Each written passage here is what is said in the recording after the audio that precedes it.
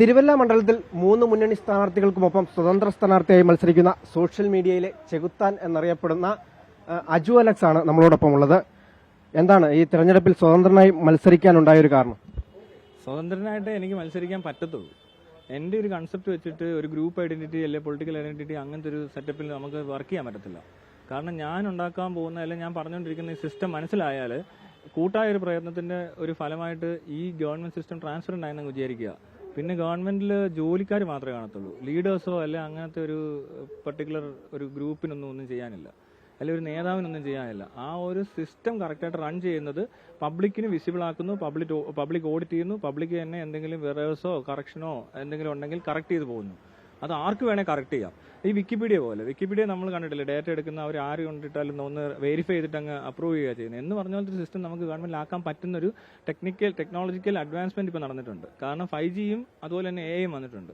നമ്മൾ ഈ ടെക്നോളജിയെ വേണ്ട രീതിയിൽ യൂസ് ചെയ്ത് കഴിഞ്ഞാൽ പിന്നെ ഇനി ഇലക്ഷൻ പോലും വേണ്ടെന്ന് ഞാൻ പറയത്തുള്ളൂ. കാരണം ഇത് എല്ലാവരും പാർട്ടിസിപ്പേറ്റ് ചെയ്തുകൊണ്ടിരിക്കുക, ഞാനും നിങ്ങളടക്കം. പണ്ട് നേരത്തെ വിദ്യാഭ്യാസം ഇല്ലാത്ത മനുഷ്യരായതുകൊണ്ട് ചിലപ്പോൾ ഒരു ലീഡർഷിപ്പ് ആവശ്യമുള്ളത് ഒരു ക്വാളിറ്റി അല്ലെ ക്വാളിഫൈഡ് അല്ലെ എഡ്യൂക്കേറ്റഡ് ആയിട്ടുള്ള ആൾക്കാരായിരിക്കും വേണ്ടത്. അന്ന് അവർ പറയുന്നത് നമ്മൾ വിശ്വസിച്ചേ പറ്റത്തുള്ളൂ. പക്ഷേ ഇന്ന് അതിന്റെ ആവശ്യമില്ല. ഇന്ന് ആപ്പിൽ കയറി എന്തൊരാൾക്കും ഏതും കണ്ടറിഞ്ഞ് പറയാനുള്ള എഡ്യൂക്കേഷനും ഉണ്ട്. അത് ഓരോ കാറ്റഗറി അനുസരിച്ച്. ഇപ്പോൾ ഇലക്ട്രിക്കൽ KCB ആണ്, അതിനകത്ത് ഭയങ്കര എക്സ്പീരിയൻസ് ഉള്ളൊരു ഒത്തിരി ആൾക്കാർ പുറത്തുണ്ട്. അവരുടെ എല്ലാ സജഷൻസും അവരുടെ എല്ലാ ഓരോ സൊല്യൂഷൻസും ഒക്കെ എടുത്തു കഴിഞ്ഞാൽ ഇത് ഏറ്റവും ബെറ്റർ സിസ്റ്റമായിട്ട് മാറും. പബ്ലിക്കിന് ഓഡിറ്റ് ചെയ്യാൻ പറ്റുകയെന്ന് പറഞ്ഞാൽ പബ്ലിക്കിലുള്ള എക്സ്പെർട്ട് ആയിട്ടുള്ള ആൾക്കാർ തന്നെ ഇത് നോക്കുന്നുണ്ടാവും, അവർ മോണിറ്റർ ചെയ്യുന്നു, അവർ അതിന് കറക്ഷൻസ് സജസ്റ്റ് ചെയ്യുന്നു. അങ്ങനെ ഏറ്റവും നല്ല ഒരു സിസ്റ്റം നമ്മുടെ കയ്യിലിരിക്കും. കേരളത്തിലായിരിക്കും ഇത് ആദ്യമായിട്ട് സംഭവിക്കാൻ പോകുന്നത്. അത് എനിക്ക് തന്നെ ചെയ്യണമെന്നൊരു നിർബന്ധമില്ല, അങ്ങനെ ഡിമാൻഡ് എനിക്കുണ്ട്. മനസ്സിലാവുന്നുണ്ടോ? അത് ഏത് സ്ഥാനാർത്ഥിക്കോ, ഏത് വിജയിച്ചു വരുന്ന ഏത് പാർട്ടിക്കോ, രാഷ്ട്രീയക്കാരോ അല്ലാത്തവരോ, ഇനി വേറെ പുറത്തുനിന്ന് വന്നിട്ടുണ്ടെങ്കിലും ബ്രിട്ടീഷുകാർ കീഴടക്കിയാൽ അവർ ചെയ്താലും എനിക്ക് പ്രശ്നമൊന്നുമില്ല. പക്ഷേ ഇത് നല്ലൊരു സിസ്റ്റമാണെന്നേ പറയത്തുള്ളൂ. ഈ തെരഞ്ഞെടുപ്പിൽ മത്സരിക്കാൻ ഇറങ്ങിയത് വഴി എന്താണ് സമൂഹത്തോട് താങ്കൾ പറയുന്നത്? ഇത് തന്നെയാണ് സമൂഹത്തോട്. സമൂഹം ഒന്നിച്ച് വേണം ഈ സാധനം പ്രവർത്തിപ്പിക്കാൻ. അങ്ങനെ ഒരു ഓപ്പർച്യൂണിറ്റി കിട്ടുക നമുക്കത് വേണം. അത് ഡിമാൻഡ് ചെയ്യണമെന്നേ പറയത്തുള്ളൂ. ഈ സമൂഹം ഒന്നിച്ച് ഡിമാൻഡ് ചെയ്യണം ഇങ്ങനൊരു സിസ്റ്റം വരണമെന്നുള്ളത്. ഇപ്പൊ ഇപ്പോഴത്തെ സിസ്റ്റം അല്ല വേണ്ടത്. KSRTC ബസ് എത്ര എണ്ണം ഉണ്ടെന്ന് നിങ്ങൾക്ക് അറിയാവോ? അവർക്ക് എത്ര ലാൻഡ് ഉണ്ട്, എത്ര സ്റ്റാൻഡ് ഉണ്ടെന്ന് അറിയാവോ? ഇല്ല. അവിടുത്തെ ഒരു സാധനം നമുക്കറിയാം. നമ്മളോട് പറയുന്നത് നഷ്ടമെന്ന് പറഞ്ഞാൽ നിങ്ങൾ എങ്ങനെ വിശ്വസിച്ചില്ല? അല്ലെ ഞാൻ വിശ്വസിച്ചില്ല, ഒത്തിരി പേര് വിശ്വസിച്ചില്ലേ? എങ്ങനെ വിവരാവകാശ രേഖ കൊടുത്താൽ അറിയാൻ പറ്റുമല്ലോ? അല്ല, അങ്ങനെ പോരാ. നമുക്ക് ടൈം ടു ടൈം അപ്ഡേറ്റ് വേണ്ടത്. വിവരാവകാശം വരുമ്പോഴത്തേക്ക് നമുക്ക് ടൈം കിട്ടി, അവിടെ ഒരു കണക്ക് തെറ്റിക്കാനോ അല്ലെ എന്തെങ്കിലും റിപ്പോർട്ട് തെറ്റിക്കാനൊക്കെ ഉള്ള സമയം കിട്ടുമെന്ന് ഞാൻ മനസ്സിലാക്കുന്നത്. Up to date time to ടൈമിൽ മാത്രമേ കറപ്ഷൻ ഇറാഡിക്കേറ്റ് ചെയ്യാൻ പറ്റത്തുള്ളൂ. നമുക്ക് കറപ്ഷൻ ഇല്ലാതാക്കണമെന്നുണ്ടെങ്കിൽ പബ്ലിക് ഓഡിറ്റിനും അതുപോലെ തന്നെ ടൈം ടു ടൈം അപ്ഡേറ്റ്സും റിപ്പോർട്ട്സും കിട്ടിക്കൊണ്ടിരിക്കണം. അതായത് ഒരു ആപ്പിനകത്ത് അപ്പോൾ അറിഞ്ഞുകൊണ്ടിരുന്നാൽ നിങ്ങൾക്ക് തട്ടിപ്പ് നടത്താൻ മതി. നമ്മൾ തട്ടിപ്പ് എന്ന് പറഞ്ഞ സാധനം എന്ന് പറയുന്നത് ഒരിക്കലും ഒരു വല്ല പ്ലാൻഡ് ആയിട്ട് ഒരാൾ വന്നിരുന്ന് അങ്ങനെ ചെയ്യുന്നൊന്നുമല്ല. ഒരു ഓപ്പർച്യൂണിറ്റി ഉള്ളതുകൊണ്ട് അല്ലെങ്കിൽ ഇങ്ങനെ ഒരു സാധനം തുറന്നു കിടക്കുന്നത് കൊണ്ട് അങ്ങ് ഈസി മണി അല്ലെങ്കിൽ ഒരു ഈസി ജോബ് അല്ലെങ്കിൽ അയാൾക്ക് റെസ്പോൺസിബിലിറ്റീസിൽ നിന്ന് കുറച്ച് മാറി നിൽക്കുന്ന ഒരാളായിരിക്കാം. അതുകൊണ്ടുണ്ടാകുന്ന അനാസ്ഥയും ഈ പറഞ്ഞ പോലത്തെ ഒരു ചെറിയ ഈസി ആയിട്ട് കുറച്ച് പൈസ ഉണ്ടാക്കാൻ പറ്റുന്ന ഒരു സ്കീം കിടക്കുന്നതുകൊണ്ട് അങ്ങ് ചെയ്തു പോകുന്നു. അത് നിർത്തിക്കഴിഞ്ഞാലുണ്ടല്ലോ അത് നിന്നെന്ന് മാത്രമേ ഉള്ളൂ. സൂപ്പർ മാർക്കറ്റിൽ CCTV വന്നപ്പോൾ കുറച്ച് മോഷണം കുറഞ്ഞിട്ടുണ്ട്. ഇവിടുത്തെ ഏത് ഡ്രൈവറും ഗൾഫിൽ പോയാൽ മര്യാദയ്ക്കാണ് വണ്ടി ഓടിക്കുന്നത്. എന്തുകൊണ്ടാണ്? നിയമത്തെ ഭയമൊന്നല്ല. ഇവിടെ നിയമത്തെയൊക്കെ ഭയക്കാം, പക്ഷേ ഇതിനകത്ത് ഈ പറഞ്ഞ ആളൊരു കറപ്ഷൻ ചെയ്താലോ അല്ലെങ്കിൽ ഒരു വയലേഷൻ നടത്തിയാലോ അത് അറിയാതെ പോകുന്ന സെറ്റപ്പ് ഉണ്ട്. അവിടെ അങ്ങനല്ല, അത് പിടിക്കും, കറക്റ്റായിട്ടാണ് പിടിക്കുന്നത്. മനസ്സിലായില്ലേ? തനിക്ക് തട്ടിപ്പുകൾ നടത്താനുള്ള സാധ്യതകൾ കുറച്ച് വെച്ചേക്കുന്ന സിസ്റ്റമാണ്.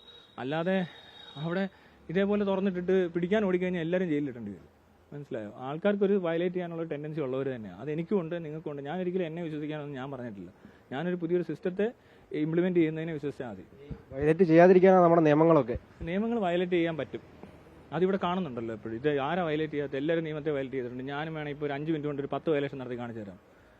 ഒരു സംശയമില്ല കാര്യത്തിൽ. എനിക്കും പറ്റും, നിങ്ങൾക്കും പറ്റും. എല്ലാവരും നിയമത്തെ വയലേറ്റ് ചെയ്യുന്നുണ്ട്. തിരുവല്ലയിലെ 3 മുന്നണി സ്ഥാനാർത്ഥികൾക്ക് ഒരു വെല്ലുവിളിയായിട്ട് മാറുമോ? ഒരിക്കലും ഇല്ല. അങ്ങനെ ഒരിടത്തിനും വെല്ലുവിളിയല്ല ഇത്. എൻ്റെ കൺസെപ്റ്റിൽ വെല്ലുവിളിയോ മത്സരമോ ഇല്ല. എനിക്ക് എൻ്റെ പ്രൊജക്ട് കംപ്ലീറ്റ് ആകുമ്പോൾ ഇലക്ഷനും ഇല്ല. അപ്പോൾ ഈ ഇലക്ഷനൊന്നും എന്നെ സംബന്ധിച്ച് ഒരു മത്സരമോ അല്ലെങ്കിൽ എനിക്ക് കോമ്പറ്റീറ്ററോ അങ്ങനെ ഒരാളെ കാണാൻ പറ്റത്തില്ല എനിക്ക്. കാരണം ഞാൻ ചെയ്യുന്നത് എൻ്റെയോ എൻ്റെ പാർട്ടിയുടെയോ വിജയത്തിനോ അല്ലെങ്കിൽ എനിക്ക് വേറെന്തോ ചെയ്യാനൊന്നുമല്ല. ഇവിടെ ഉള്ള എല്ലാവരുടെയും ആവശ്യമാണ്. എല്ലാവരോടും ഒന്നിച്ച് ചെയ്താൽ അവർക്ക് കൊള്ളാം. അല്ല ഞാനതുകൊണ്ട് പ്രചരണം എന്താ പറയുക, അതൊന്നും ചെയ്യുന്നില്ല. വോട്ട് ചോദിക്കത്തില്ല ആരോടും. താങ്കളുടെ ഒരു പ്രൊജക്റ്റ് ആണെന്ന് പറഞ്ഞു. അപ്പോൾ ഈ പ്രൊജക്ടിന് വേണ്ടിയിട്ട് എന്തെങ്കിലും ചെയ്തിട്ടുണ്ടോ? പ്രചരണമൊന്നും ചെയ്തിട്ടില്ല എന്ന് പറയുന്നു. അപ്പോൾ എന്താ ജനങ്ങൾക്ക് അറിയാമോ ഇങ്ങനെ ഒരു മത്സരാർത്ഥി ഉണ്ടെന്നുള്ളത്? വാർത്തയിലൂടെയും മൊബൈലിലൂടെ ഒക്കെ അറിയാൻ പറ്റും. ഇന്നത്തെ കാലത്ത് മൊബൈൽ ഇല്ലാത്ത ആൾക്കാരുണ്ടെങ്കിൽ അവർ വളരെ കുറച്ച് പേരേ ഉള്ളൂ. അറിയാത്ത പോലെ ഇരുന്നിട്ടുണ്ടെങ്കിൽ അതിന്റെ കുഴപ്പമില്ല. എനിക്ക് തോന്നുന്നു എല്ലാ ദിവസവും ലൈവിലൂടെ ഒക്കെ വന്നിട്ടാണെന്നൊന്ന് പ്രചരണമൊക്കെ നടത്തുന്നത് അല്ലേ? എല്ലാ ദിവസവും ലൈവിലൊന്നും വരുന്നില്ല. ലൈവിൽ വരാറുണ്ട്, വീഡിയോസ് അപ്ലോഡ് ചെയ്യാറുണ്ട്. പിന്നെ ഇതുപോലെ മീഡിയാസിലൂടെ ഇതുപോലെ എനിക്ക് നിങ്ങളെപ്പോലെ ആരെങ്കിലുമൊക്കെ വന്ന് എന്നോട് എന്തെങ്കിലുമൊക്കെ ചോദിച്ചാൽ ഞാൻ പറയാറുണ്ട്. ഓൾറെഡി ന്യൂസ് വന്നിട്ടുണ്ട് ഇങ്ങനെ ഒരു സംഭവം നടക്കുന്നത്. എല്ലാവരും അറിഞ്ഞിട്ടൊക്കെ ഉണ്ട്, പക്ഷെ അവർക്ക് ഈ ട്രാൻസ്പെറൻസിയെ പറ്റി അങ്ങോട്ട് ഡീറ്റെയിൽ ആയിട്ട് അറിയത്തില്ലായിരിക്കും. പക്ഷെ ഞാൻ ഓൾറെഡി ഇത് ചെയ്തിട്ടുണ്ട്. ചാരിറ്റി തട്ടിപ്പ് നിർത്താൻ വേണ്ടിയിട്ട് ചാരിറ്റി വിത്ത് ക്ലാരിറ്റി എന്ന് പറഞ്ഞുകൊണ്ട് ഒരു വെബ്സൈറ്റും ഇപ്പോൾ ഒരു ആപ്പ് ഓപ്പൺ ആവുന്നുണ്ട് ഉടനെ. അപ്പോൾ അതിനകത്ത് ചാരിറ്റി എന്ന് പറഞ്ഞ ഇൻസ്റ്റിറ്റ്യൂഷനകത്തുള്ള മുഴുവൻ തട്ടിപ്പും സോൾവ് ചെയ്തു. ഇനി അതിനകത്ത് തട്ടിപ്പ് നടത്താനുള്ള സാധ്യതകൾ കുറവാണ്. ഇപ്പോഴും അത് പബ്ലിക്കിന് കാണത്തക്ക രീതിയിലാണ് ഫണ്ട് മാനേജ്മെന്റും ഫണ്ട് റേസിംഗ് നടക്കുന്നത്. അതിനകത്ത് ഇനി എന്തെങ്കിലും സജഷൻസ് ആയാലും പറഞ്ഞാൽ അത് കറക്റ്റ് ചെയ്തുകൊണ്ടേയിരിക്കും. അങ്ങനെ ഇത് മുന്നോട്ട് പോകുന്നത്. അല്ലാതെ നമുക്ക് വേറെ പ്രത്യേകിച്ച് ഉദ്ദേശമൊന്നുമില്ല. ഇത് കറക്റ്റ് ചെയ്യാനുള്ള ഒരു ഉദ്ദേശത്തിൽ നമ്മൾ എന്ത് ചെയ്താലും അത് കറക്റ്റ് ആവും. താങ്കളിപ്പോൾ ഒരു മത്സരത്തിന് പങ്കെടുക്കാൻ സ്ഥാനാർത്ഥിയായിട്ട് ഇറങ്ങുന്നു. പക്ഷേ ഇത് ഈ സാധാരണക്കാർക്കൊക്കെ മനസ്സിലാവുമോ താങ്കൾ ഈ പറയുന്നതൊക്കെ? ഞാൻ പറഞ്ഞില്ലേ, ഇപ്പൊ മനസ്സിലാക്കുന്നവർ തൽക്കാലം അത്രയും ഒരു ആൾ മനസ്സിലായെന്ന് വിചാരിച്ചു. ആൾ മനസ്സിലായിട്ട് മിണ്ടായിരുന്നു കഴിഞ്ഞാൽ അത് ആരുടെ കുഴപ്പമോ? എനിക്കിത് മനസ്സിലായിട്ട് ഞാൻ മിണ്ടായിരുന്നിരുന്ന പോലെ തന്നെയുള്ളൂ വേറൊരാക്കിയത്. ഇപ്പം ഞാൻ എന്തുകൊണ്ടാണ് ഇത് വന്ന് പറയുന്നത് ചെയ്യുന്നത് ഇങ്ങനെ ഒരു സ്ഥലത്ത് വന്ന് ഇറങ്ങുന്നതെന്ന് വെച്ചാൽ എനിക്കിത് കൂടുതൽ അറിയിക്കേണ്ട ആവശ്യമുണ്ട്.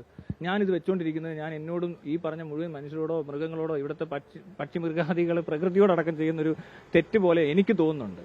അതേ തോന്നലുള്ള ആൾക്കാർ ചിലപ്പോൾ പ്രചരിപ്പിച്ചെന്നിരിക്കും, ചിലപ്പോൾ അത് കൂടുതൽ അറിയിച്ചെന്നിരിക്കും. ഇങ്ങനൊരു സാധനം വരുന്നതിൽ ഒരാൾക്കൊരു ഉപദ്രവമുള്ളതായിട്ട് എനിക്ക് തോന്നുന്നില്ല. ഞാൻ മുഴുവൻ ഇതിനെപ്പറ്റി ആലോചിച്ചിട്ട് ഒരു രീതിയിലും ഒരു മനുഷ്യനും ഒരു ദുരിതത്തിലോട്ടും പോകാതെ എല്ലാവർക്കും പരസ്പരം സഹായിച്ചും സഹകരിച്ചും പ്രശ്നങ്ങൾ ഒഴിവാക്കിക്കൊണ്ട് മുന്നോട്ട് കൊണ്ടുപോകാൻ പറ്റുന്ന ഒരേ ഒരു സിസ്റ്റമാണ്. അതിനകത്ത് ട്രാൻസ്പെറൻസി വരുമ്പോൾ മാത്രമേ മനുഷ്യനൊരു ഈക്വാലിറ്റി ഉണ്ടാകത്തുള്ളൂ, ഈക്വൽ റെസ്പോൺസിബിലിറ്റീസ് ഉണ്ടാകത്തുള്ളൂ. അങ്ങനെ ഒരു സിസ്റ്റം പറയുന്ന ഞാൻ ഒരിക്കലും ഇത് ഒരാളോട് പറഞ്ഞാൽ മതി. ശരിക്കും പറഞ്ഞാൽ റെസ്പോൺസിബിലിറ്റി ഉള്ള വോട്ടേഴ്സ് ആണെങ്കിൽ അവർക്ക് ഈ സാധനം മാറ്റണമെന്ന് അയാൾ അപ്പുറത്തോട് പറയും. അതാണ് അതിന്റെ കൺസെപ്റ്റ്. അല്ലാതെ ഞാൻ ഒരിക്കലും ഈ കൺസെപ്റ്റ് മനസ്സിലാകാത്ത ആൾക്കാരോട് നമുക്ക് പറയാനില്ല ഒന്നും. അവർ വേണം ചെയ്യുന്നത്, എനിക്ക് വലിയ നിർബന്ധമൊന്നുമില്ല. അതായത് സോഷ്യൽ മീഡിയയിൽ ഒരുപാട് ഫോളോവേഴ്സ് ഉണ്ട്, ലൈവ് കാണാൻ ഒരുപാട് പേരുണ്ട്, പക്ഷെ അതൊക്കെ വോട്ടായി മാറുമോ? അങ്ങനൊന്നും ഞാൻ പറഞ്ഞില്ലേ, എനിക്കറിയത്തില്ലെന്നേ അത്. എനിക്ക് അങ്ങനെ ഇത് വോട്ടാവോ ഇല്ലയോ അതൊന്നും എനിക്കറിയത്തില്ല. ഞാനിത് പറയും. ഞാൻ ഒരാളുടെ വോട്ട് ചോദിക്കുന്നില്ല. എനിക്ക് വോട്ട് തരാമോ, വോട്ട് ചെയ്യണേ എന്നെൻ്റെ കൂട്ടുകാരോടൊന്നും ഞാൻ പറഞ്ഞിട്ടൊന്നുമില്ല. എന്നെ പിന്താങ്ങിയവരോട് പോലും ഞാൻ പറഞ്ഞിട്ടില്ല വോട്ട് ചെയ്യാനായിട്ട്. അവരെന്നെ ഇലക്ഷന് മത്സരിക്കാൻ പ്രാപ്തനാക്കി എന്നുള്ളൊരു സ്ഥലത്ത് മാത്രം അവർ നിൽക്കുന്നത്. അവർക്കിനി ഇതുപോലത്തെ കൺസെപ്റ്റ് എൻ്റെ അപ്പനും അമ്മയും പോലും വോട്ട് ചെയ്യുമെന്ന് എനിക്കറിയത്തില്ല. അവർക്കിത് ഇഷ്ടപ്പെട്ടിട്ടുണ്ട്, അവർ ചെയ്യട്ടെ. അല്ലാതെ അവരോട് ഇന്ന് എൻ്റെ ബന്ധം വെച്ചിട്ടോ എൻ്റെ പരിചയക്കാർ വെച്ചിട്ടോ അല്ല വോട്ട് വരേണ്ടത്. ആ ഒരു ധാരണ പോലും എനിക്കില്ല. താങ്കളുടെ ഈ കൺസെപ്റ്റ് ജനങ്ങളിലേക്ക് എത്തിക്കാൻ വേണ്ടി മാത്രമാണ് ഈ മത്സരത്തിന് തയ്യാറായത്. അങ്ങനെയാണെങ്കിൽ അങ്ങനെ എത്തിക്കൽ മാത്രമല്ല, എത്തിക്കൽ അതിന്റെ ഒരു ഭാഗം മാത്രമാണ്. എത്തും. ഇപ്പൊ ഇവിടെ വന്ന അല്ലെങ്കിൽ ഞാൻ എത്തിച്ചേ സോഷ്യൽ മീഡിയ കൂടെ ലൈവില് പറഞ്ഞാലും അത് എത്തുന്നുണ്ടാവും. ഞാൻ അതിന് മുമ്പും പറഞ്ഞുകൊണ്ടിരുന്ന ഈ സിസ്റ്റത്തെ പറ്റിയൊക്കെ.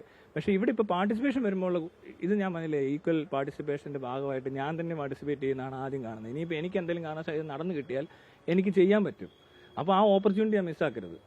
അതുകൊണ്ടാണ് നമ്മളിവിടെ വന്ന് ഈ ഇലക്ഷൻ നിൽക്കുന്നത്. അതെ, അദ്ദേഹത്തിന് ഒരു കൺസെപ്റ്റ് ഉണ്ട്, ഒരു പ്രൊജക്റ്റ് പോലെയാണ്. എന്തായാലും ഈ മത്സരത്തിൽ വലിയൊരു വെല്ലുവിളി ആവാനൊന്നുമല്ല, എന്തായാലും മത്സരിക്കുന്നുണ്ട്. ക്യാമറമാൻ രതീഷ് മൺബിസിനൊപ്പം കണ്ണൻ ദേവ്, അമൃത ന്യൂസ്, പത്തനംതിട്ട.